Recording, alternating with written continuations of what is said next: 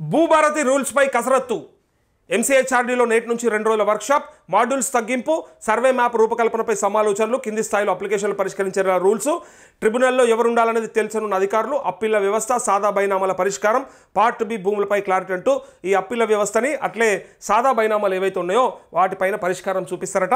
అయితే part B భూములు ఏవైతే ఉన్నాయో వాటిపైన కూడా క్లారిటీ ఇస్తారట. అయితే ఇక్కడ ఈ వర్క్షాప్లో ఈ మాడ్యూల్స్ తగ్గించి సర్వే మ్యాప్ పైన రూపకల్పనలో పైన సమాలోచనలు చేస్తారని చెప్పి అంటా ఉన్నారు. సో ఈ భూభారతి ఆ ధరణి ఏదైతే ఉందో ధరణిలోనే ఎన్నో అప్లికేషన్లు పెండింగ్ ఉన్నాయి.